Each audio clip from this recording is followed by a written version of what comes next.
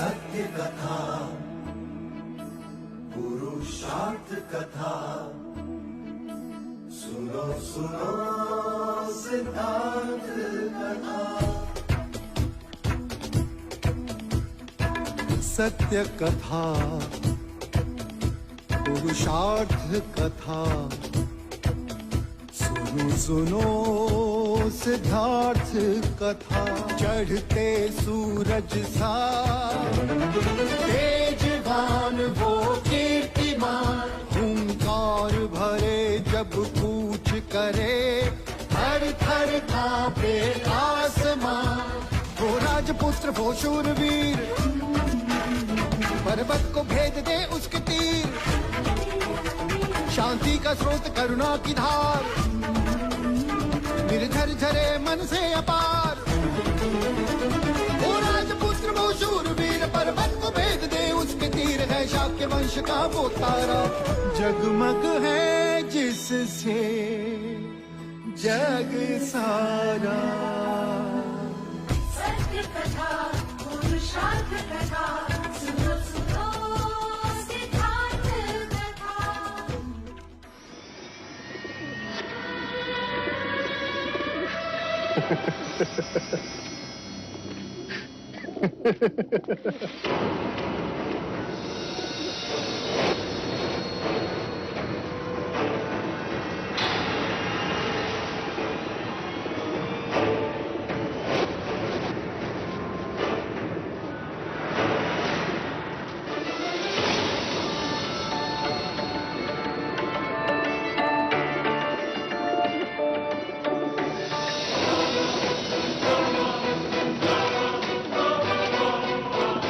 यशोधरा,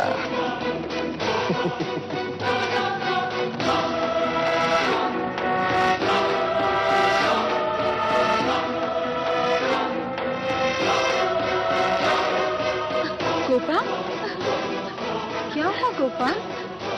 तुम रो क्यों रही हो? किसी ने तुमसे कुछ कह दिया क्या? गोपाल, क्या हुआ है? रो क्यों रही? यशोधरा, तुम्हें किस बात से पीड़ा पहुंची है पुत्र?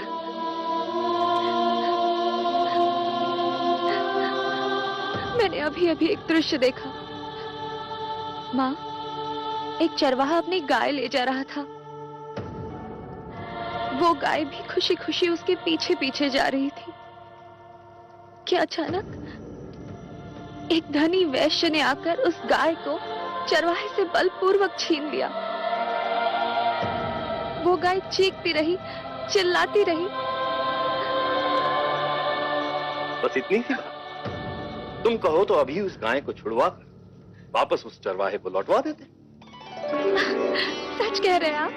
अवश्य, निसंदेह। तो कुछ देर के लिए समझ लीजिए कि वो चरवाहा सिद्धार्थ है और वो धनी देवदत्त, और वो गाय आपकी पुत्री है पिताजी। यशोधरा, ये क्या ठिठोली है? यही सच है पिताजी। अगर मैं आपके कहने पर देवदत्त से विवाह करके कपिलवस्तु आ भी जाऊं, लेकिन मैं सिद्धार्थ के बिना खुश नहीं रहूंगी। परंतु उन्होंने ही हमारे समक्ष कुमार देवदत्त से तुम्हारे विवाह का प्रस्ताव रखा। पर मैं सिद्धार्थ से विवाह करना चाहती हूँ। असंभव, कदापि नहीं। तो क्या हम अपनी पुत्री से उसका वर चुनने का अधिकार भी छीन लेंगे? मैं सिद्धार्थ से प्रेम करती हूँ और उसी से विवाह करना चाहती हूँ। मुझे भी सिद्धार्थ पसंद है। आपको इस विवाह से क्या आपत्ति है? आपत्ति यह है अमिता कि मैं अपनी पुत्री को एक जोगन बनते नहीं देख सकता। केवल एक बार कपिलवस्तु के लोगों से सिद्धार्थ के बारे में पूछे तो वो अपने युवराज को पूछते हैं पिताजी। किंतु जब युद्ध होता है तो उसमें एक बलशाली जीतता है, सन्यासी नहीं। और उसी सन्यासी ने कपिलवस्तु के गुरुकुल की प्रत्येक स्पर्धा में देवदत्त को पराजित किया है। छल कपट से पराजित किया है सिद्धार्थ ने। मैं उसे जीत नहीं मानता। तो फिर एक ही उपाय है, आप स्वयं उसकी परीक्षा लें।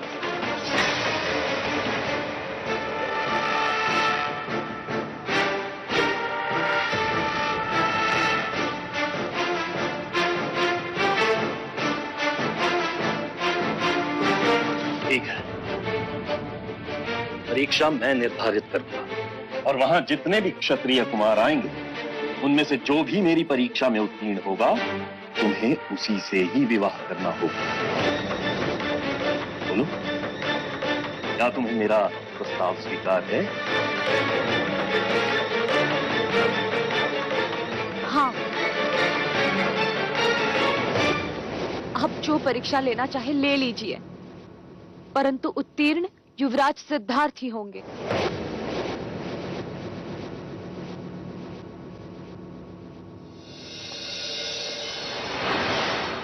न जाने राजा दंडपानी को क्या सोचे कि परीक्षा लेने की ठानी है उन्होंने। कह रहे हैं कि जो क्षत्रिय कुमार उनकी निर्धारित की हुई प्रतियोगिता जीतेगा उसी के गले में यशोधरा वरमाला डालेगी।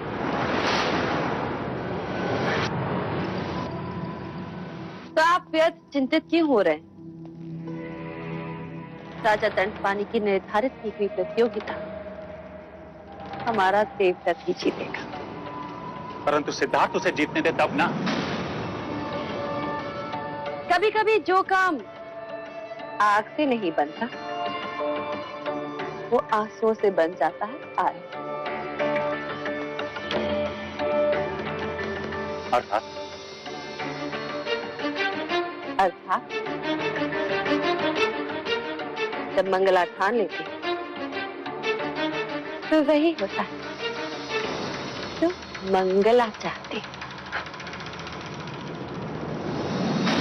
यदि किसी दिन मुझे ईश्वर मिल गए और उन्होंने कहा कौन हो तुम,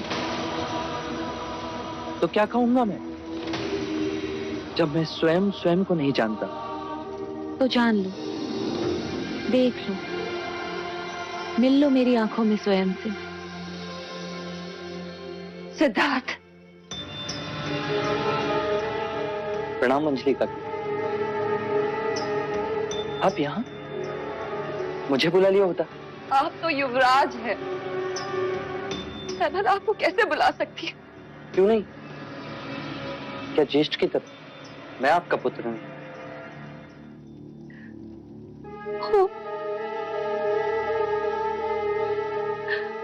वो तो तुम हमेशा से हो। और आज उसी अधिकार से तो एक माँ अपने एक पुत्र से दूसरे पुत्र के लिए कुछ मांगने आई है। आप आज्ञा करें। तुम जानते हो सिद्धार्थ, मैंने राजा दंडपानी से देवदत्त के लिए यशोदा का हाथ मांगा है। पर पता नहीं क्यों आज राजा दंडपानी के मन में ऐसा क्या आया जो उन्होंने यशोधरा के स्वयंवर की बात। तुम जानते हो ना सिद्धार्थ? हाँ, जानता हूँ। अब तो तुम ये भी जानते हो इस समय पूरे शाक्यकुल में केवल ऐसे दो ही योद्धा हैं जो इस स्वयंवर को जीत सकते हैं। एक हो तुम और दूसरे तुम्हारे ज्येष्ठ। क्या चाहती हैं आप? क्या सीता के स्वयंवर में लक्ष्मण भी प्रतियोगी होगा? या एक ही कन्या के लिए दो भाइयों के बीच में प्रतिस्पर्धा होगी? या प्रथा के अनुसार देवदत्त का विवाह तुमसे पहले नहीं होना चाहिए? तुमने हर प्रतिस्पर्धा में अपने ज्येष्ठ को पराजित किया है। क्या इस बार तुम अपने ज्येष्ठ को जीतने नहीं दोगे? क्या तुम नहीं चाहते कि तुम्हारे ज्येष्ठ का विवाह यशोधरा से हो जाए?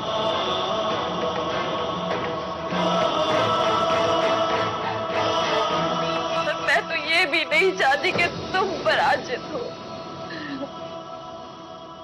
ये कैसे संभव? संभव है यदि तुम इस स्वयंवर में हाथ ना लो तो।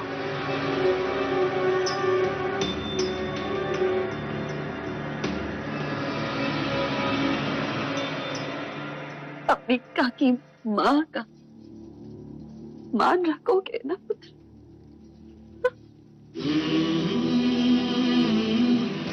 हाँ।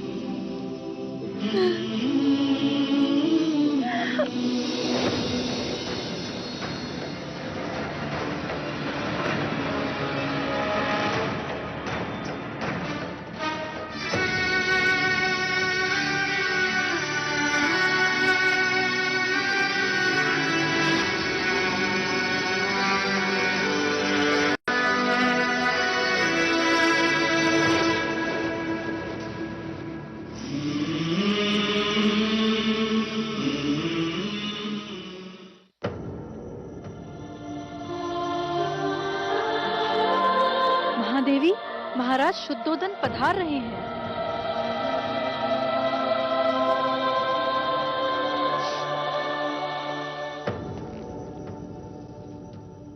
क्या बात है देवी, तुम्हारे आंखों में आंसू कैसे? विवशता के हैं देव।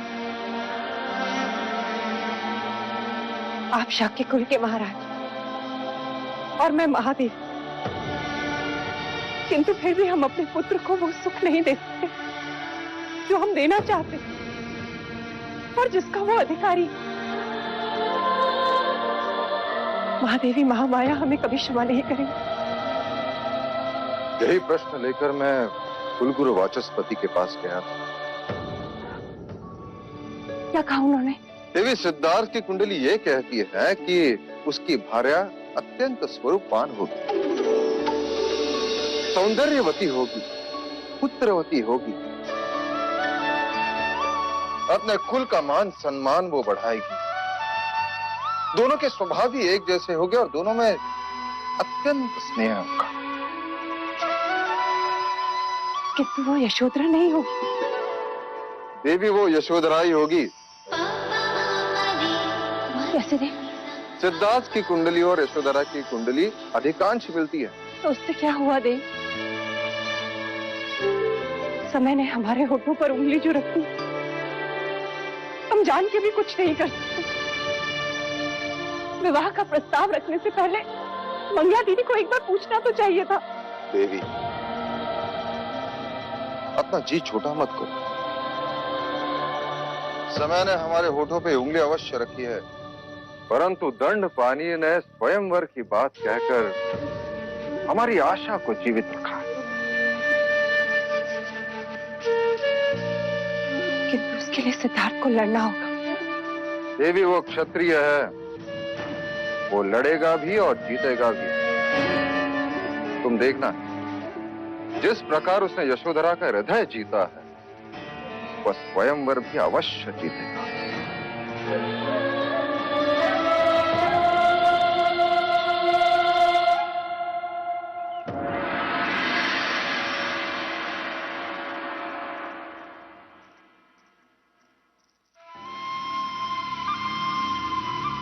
यशोधरा कहाँ जा रही है? वो सिद्धार्थ से मिलने। उन्हें ये बांसुरी लौटानी है ना। अच्छा, और साथ में ये भी बताना है कि उन्हें स्वयंवर में जीतने की तैयारी करनी है। बहुत भोली हो तुम। युवराज सिद्धार्थ स्वयंवर में तब जीतेंगे ना जब वो उसमें भाग लेंगे।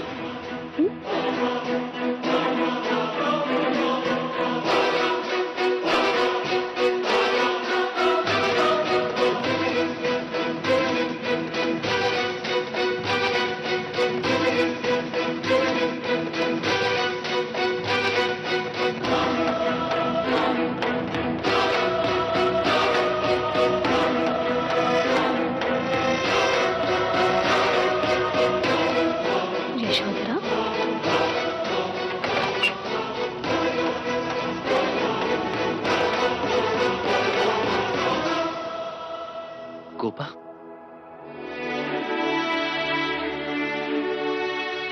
तुम यहाँ? मैं सारे स्त्री सम्मान को भुलाकर तुम्हारे पास आई हूँ सिद्धार्थ। क्या उर्मिला की तरह तुम मुझे मेरे प्रेम से मिला सकते हो? तुम ज्येष्ठ की बात कर रही हो? इतना भी विवश मत करो मुझे कि उस विवशता के आगे मैं अपने स्वयं को भी खो दूं।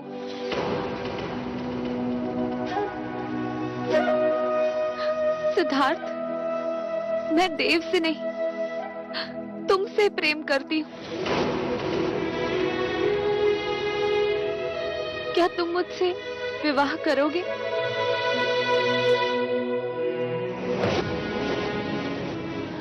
तुम्हें केवल स्वयंवर जीतकर अपनी क्षत्रियता प्रमाणित करनी है। मैं विवश हूँ गोपा, मैं स्वयंवर में भाग नहीं ले सकता।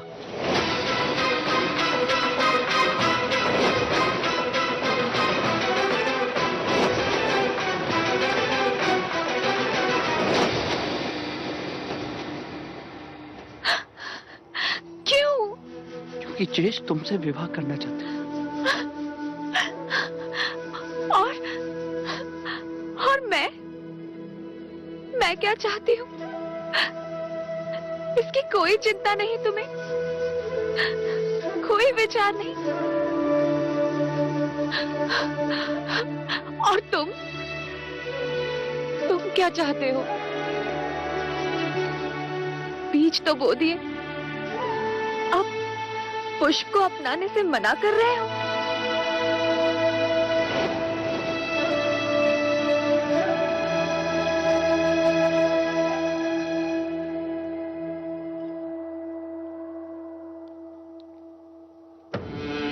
तुमने तो केवल इस गोपा को पत्थर में तराशा है, पर इस गोपा ने तुम्हारे नाम से अपने जीवन को तराशा है युवराज। यदि तुमने स्वयंवर में हिस्सा नहीं लिया तो इस गोपा का कोई वर नहीं होगा।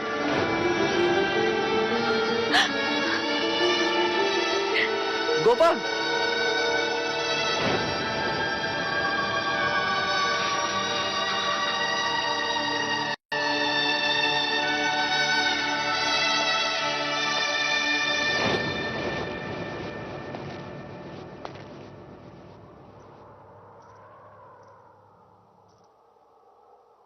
युवराज, वैसे तो मैं केवल एक दासी हूँ, परंतु महादेवी ने मुझे दाइमा का पद दिया है, इसीलिए आपसे पूछने की धृष्टता कर रही हूँ। यशोधरा को किस बात का दंड दे रहे हैं आप? आप तो न्यायप्रिय हैं। आप ही ने उर्मिला और बलदेव का प्रेम विवाह करवाया। यशोधरा आपसे प्रेम करती है युवराज, तो उसके साथ ये अन्याय क्यों? मैं विवश हूँ लोचिका। कैसी विवशता? ज्येष्ठ के होते अनुज विवाह कैसे कर सकता है? ये आप उस ज्येष्ठ के लिए कह रहे हैं जो स्त्री को स्त्री नहीं, केवल एक वस्तु समझता है। क्या आप कंचने की जगह यशोधरा को देखना चाहते हैं? आपने सारी स्त्री जाति को गौरव दिलाया और एक स्त्री के साथ अन्याय? आप उससे उसका जीवन साथी चुनने का अधिकार छीन रहे हैं। युवराज, युवराज, देवी यशोधरा रथ लेकर घाटी की ओर गई हैं। मैंने उन्हें रोका, पर आप जल्दी चलिए, नहीं तो कुछ अनर्थ हो जाएगा।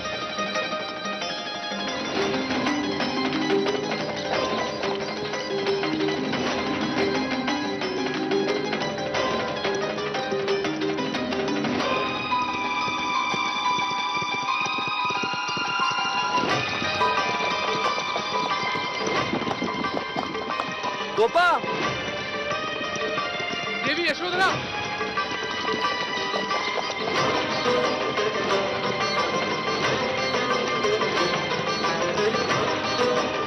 देवी यशोधरा,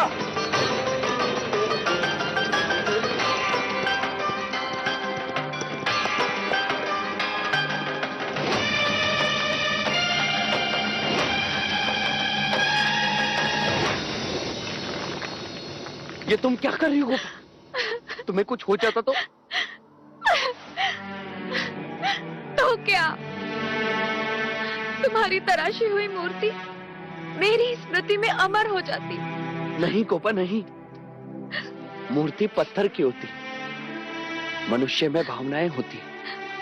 मूर्ति प्रेम नहीं करती, पर गोपा प्रेम करती है। मूर्ति में प्राण नहीं होते गोपा, पर गोपा प्रेम के लिए प्राण दे सकती है। स्वयंवर में तुम्हें जीत कर अपनी अर्धांगिनी बनाऊं, उससे पहले मैं तुमसे कुछ पूछना चाहता हूं। क्या तुम इस जीते जागते प्रश्न का उत्तर बनोगी? क्या तुम सिद्धार्थ गौतम की भार्या बनोगी?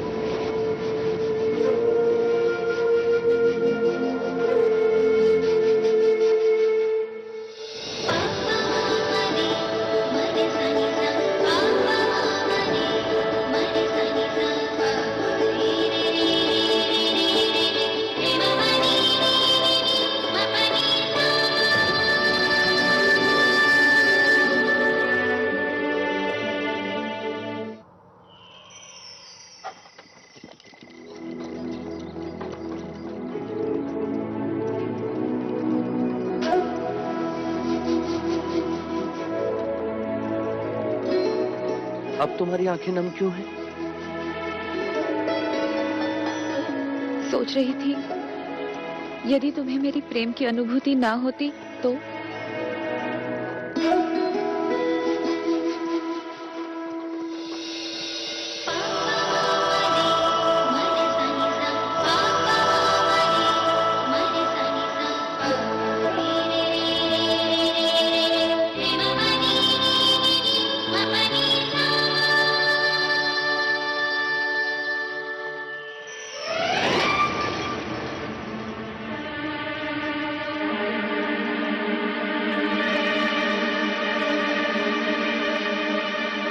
विधाता ने क्या सोचा है वो तो पता नहीं, परंतु इतना अवश्य पता है मंगल कि देवदत्त की कुंडली तो बदलनी ही होगी। तुम बहुत प्रसन्न हो रही थी ना कि सिद्धार्थ ने तुम्हारी बात मान ली। यहां मैं तुम्हें कुछ दिखाना चाहता हूं।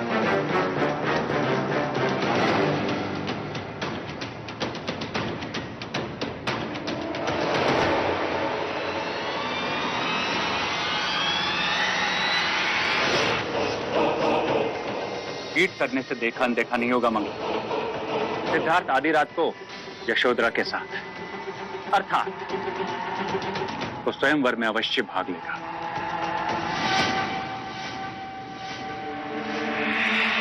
लेने तो उसके भाग पार,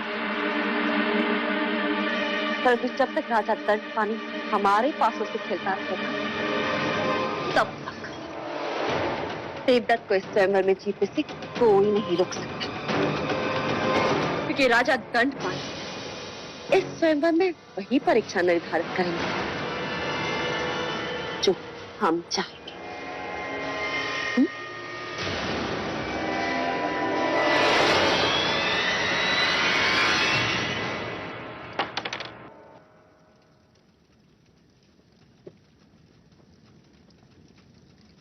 आपकी बारी।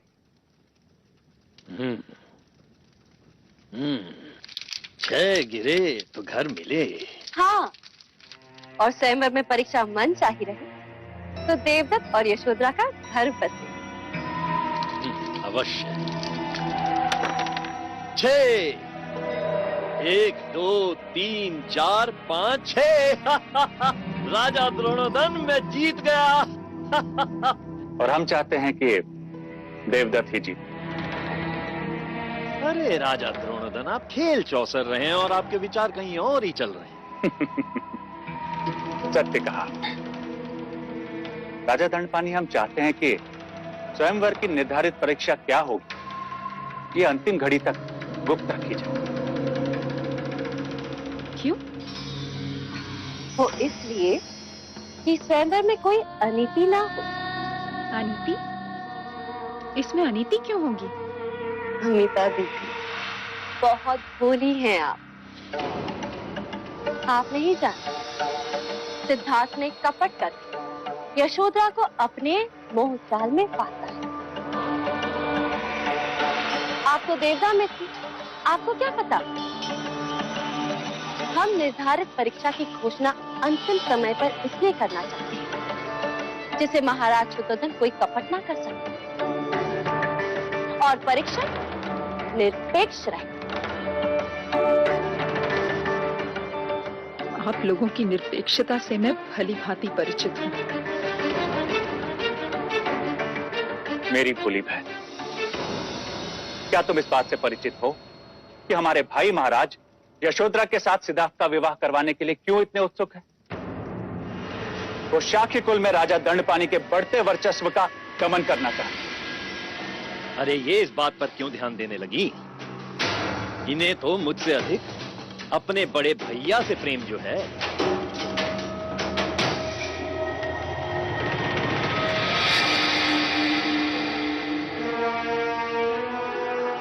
अब बताइए, आप मुझसे क्या चाहते हैं? बहनोई जी, यदि आप देवदत्त को अपना जमाई बनाना चाहते हैं तो ऐसी परीक्षा निर्धारित करें जिसका पूरा लाभ केवल देवदत्त उठा सके। वो कैसे? वो आप मुझ पर छोड़ दीजिए।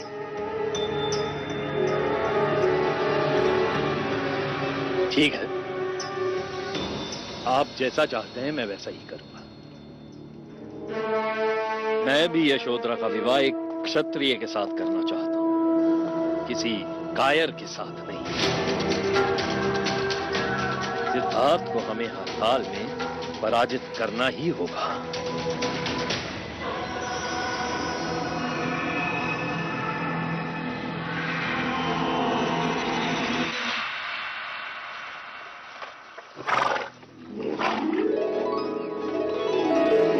यहाँ हो और मैंने पूरा महल खोज लिया। कंटक, ये गोपा है, गोपा, बिल्कुल तुम्हारी तरह, भोली भाली, भावुक। तो इन्होंने तुम्हें भी बहुत रुलाया होगा। देखा, कंठक मेरा कहा समझ गया। गोपा, अब तुम्हें मुझसे इस तरह अकेले मिलने नहीं आना चाहिए। क्यों ना मिलने आऊं मैं? प्रेम करती हूँ मैं तुमसे। पर तुम्हारे पिता ने तुम्हारा स्वयंवर रचाया है और बिना स्वयंवर जीते यदि मैं तुमसे मिलूंगा तो तुम्हारे पिता का अपराधी कहलाऊंगा। अपराधी तो मेरे पिता हैं। पूरे परिवार की लड़कियों को अपना वर चुनने का अधिकार है और उन्होंने स्वयंवर रखकर मुझसे मेरा अधिकार छीना है। सिद्धार्थ, मैंने तुम्हें अपना जीवन साथी चुना है। ये स्थान मैं किसी और को नहीं दूंगी, चाहे तुम जीतो या ना जीतो। देखा कंटा, मैंने कहा था इसे रोने को। चलो मेरे साथ।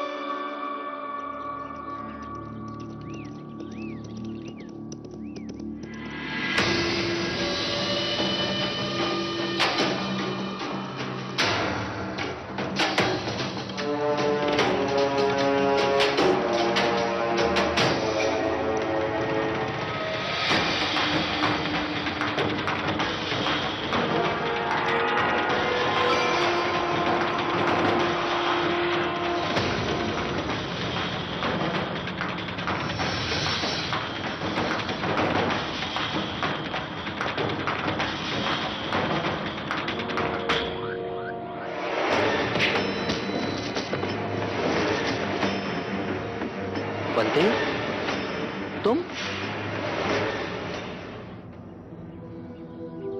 युवराज सिद्धार्थ, सेवक का प्रणाम स्वीकार करें। मैं आपसे कब से अकेले मिलना चाह रहा था, पर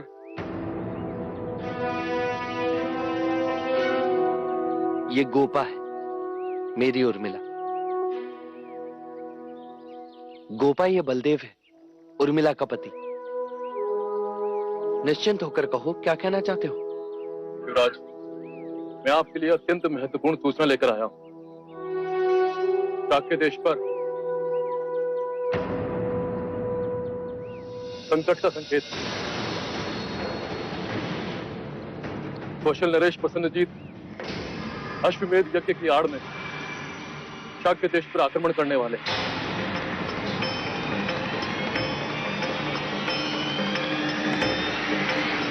परंतु तुम इतने विश्वास के साथ कैसे कह सकते हो? प्रमाण भी है। कौन? बलदेव। बलदेव जिसने तुमसे अभय दान लिया था?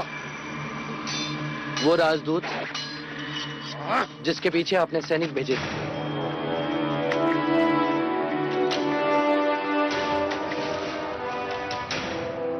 हम उस पर विश्वास क्यों? वो हमारे साथ कपट भी कर सकता है। जब तक हमारे गुप्तचर कोई समाचार नहीं लाते तब तक हम कोई कदम नहीं उठा सकते। एक मनुष्य दूसरे पे संशय क्यों करता है? ये मत भूलो सिद्धार्थ, बलदेव तुम्हारे कितने निकट क्यों ना हो, वो बना है कौशल की मिट्टी से। और जो मनुष्य अपने देश, अपने राजा से विश्वासघात कर सकता है, वो तुम्हारे प्रति निष्ठावान कैसे हो सकता है? कभी कभी मनुष्यता मिट्टी और देश पर भी भारी होती है पिताजी। केवल हमें सूचित करें। बलदेव ने अपने प्राण दांव पर लगाए। मैं तुम्हारे बात से सहमत हूं, परंतु राजनीति इतनी सरल नहीं है। तुम्हारे लिए इतने जल्दी बलदेव पर विश्वास करना उचित नहीं है।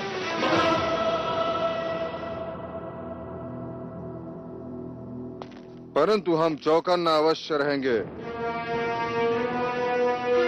शाक्य देश पर हम कोई आंच नहीं आने देंगे। पर तुम उनसे युद्ध क्यों करना चाहते हो? पिताजी, हर राजा चक्रवर्ती सम्राट बनना चाहता है। पुत्र, तुम्हारी ये महत्वाकांक्षा हमारे मित्र राज्यों को हमारा शत्रु अवश्य बना देगी।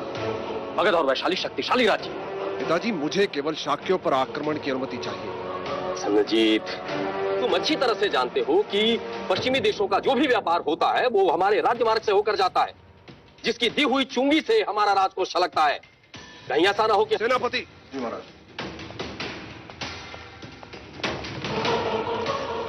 देखिए पिताजी, ये वो मार्ग है जो मगध और कौशल से होते हुए गांधार और मिस्र तक जाता है, और ये मार्ग शाक्यों के राज्य से होता हुआ गांधार में मिलता है, जो यात्रा का समय महीनों घटा देता है। तो पुत्र, ये मार्ग तो है ही नहीं। नहीं है पिताजी, नहीं है। किंतु यदि ये मार्ग शाक्यों ने बना दिया तो मगध का सारा व्यापार कपिल वस्तु के मार्ग से होगा। चुंगी उन्हें मिलेगी, उनका राजकोष छलकने लगेगा। इसीलिए शाक्यों पर आक्रमण करने से हमें दो प्रकार से लाभ होगा। हमारी राज्य की सीमा तो बढ़ेगी और साथ ही साथ हमारा राजकोष भी बढ़ने लगेगा। प्रसन्नजीत, शाक्यों को निर्बल मत समझो। उनकी संख्या भले ही हमसे कम है, लेकिन उनकी एकता एक बड़ी शक्तिशाली दीवार है। उसी एकता की दीवार में हमने एक दरार खोज ली है पिताजी। वो अवश्य पराजित है। पुत्र, अगर तुम्हारा यह आत्मविश्वास है तो अच्छी बात है। आक्रमण कब करोगे? शाक्यों के यौवनोत्सव के दिन, किसी भी दिन। सिद्धार्थ,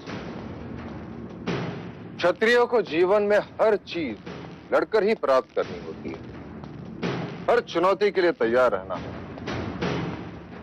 देखो, अब तुम यशोधरा को अपनी जीवन संगिनी बनाना चाहते हो,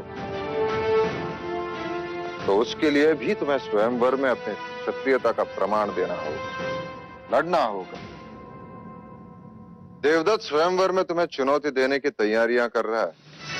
आप चिंता ना करें पिताजी, मैं हर न्यायपूर्ण चुनौती के लिए तैयार हूं। फिर वो चाहे प्रसन्नजीत हो या देवदत्त।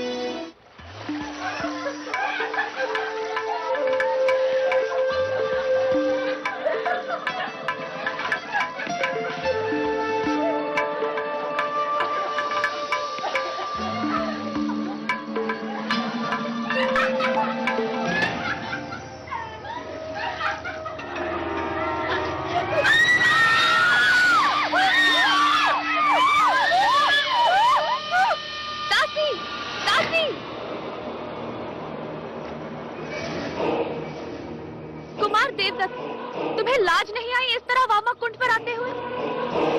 तुम जानते नहीं कि यहाँ पुरुषों का आना निषेध है?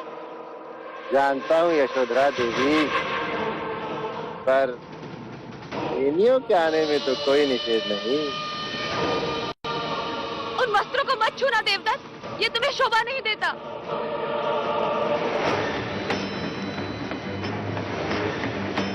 रखो उसे नीचे, वो मेरी चुनर है देवदत्त। अरे हाँ, ये वही तो है जो उस दिन मेरे हाथ से छूट गई थी।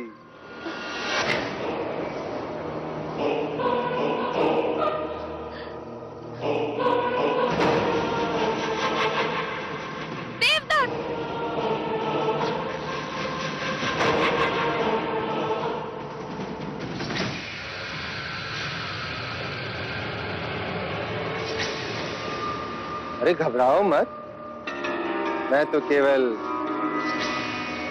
ये चुनर देने आया तुम्हें। इसे पहन लेना, बहुत शोभा देगी तुमसे।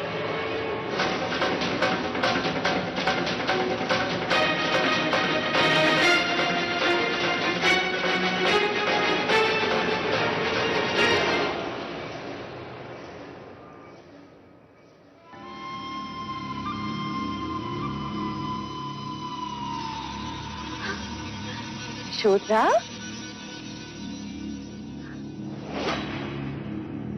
ये चुनर तुम पर कितनी सुंदर दिखाई दे रही है। मैं जानती थी तुम्हें ये चुनर अवश्य पसंद आएगी। ये चुनर मैंने विशेष रूप से तुम्हारे लिए बनवाई है। बुनकर जैसे ही ये चुनर मुझे देकर गया, मैंने तुरंत देवदत्त को बुलाकर उसके हाथों ये तुम्हारे लिए भिजवाई। मंजली मामी, क्या आपको पता है देवदत्त मुझे ये चुनर देने कहाँ आया था? वामा कुंड पर, जहाँ हम लड़कियां स्नान कर रही थी। अगर मर्यादा का बोध न होता तो इसी समय ये चुनर आपको वापस कर देती। यशोधरा,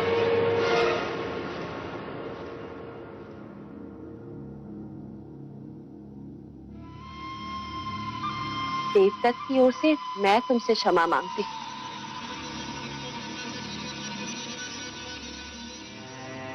मैंने ही देवदत्त से कहा ये चुनर यशोधरा को दे आओ, तो वो बिना सोचे समझे तुम्हें ये चुनर देने कुंड पर चला गया। उसके मन में कोई खोट नहीं है।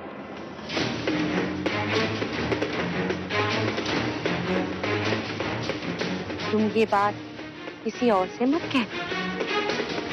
तुम्हें पता है ना, एक स्त्री के कारण भाइयों में महाभारत हुआ।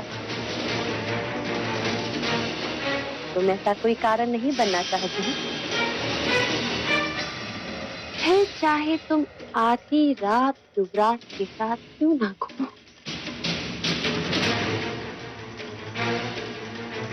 जब आप इतना ही जानती हैं, तो आपको देवदत्त को समझाना चाहिए कि वो स्वयंवर से हट जाए। मैं बेबस और वो हटी। वो तुमसे ही विवाह करना चाहती है और उसे कोई नहीं रोक सकता। वो दिन में घंटों गुरु अश्वपाल से युद्ध कला की शिक्षा प्राप्त कर रहा है। और तुम तो जानती हो देवदत्त कितना शक्तिशाली। मैं तो भगवान से बस यही प्रार्थना करती हूँ, स्वयंवर वाले दिन सिद्धार्थ को कुछ ना हो, अन्यथा मुझे बहुत खेद होगा।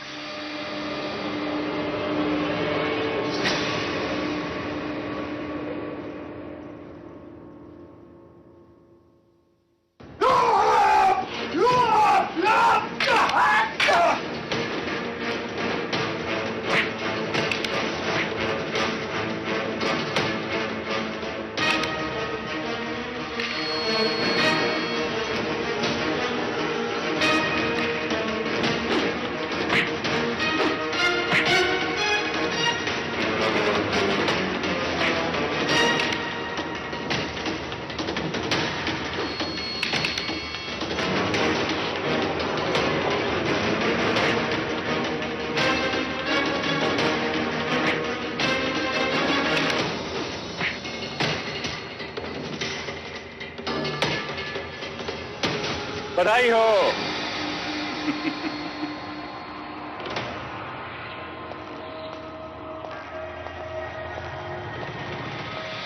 बधाई हो पुत्र।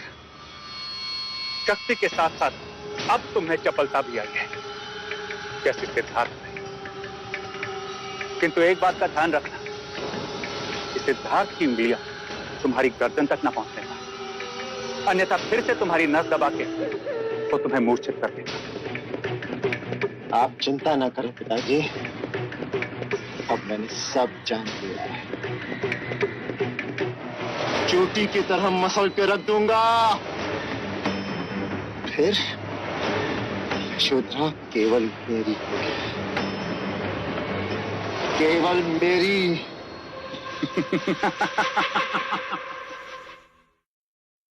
सत्य कथा, पुरुषार्थ कथा, सुनो सुनो सिद्धार्थ कथा।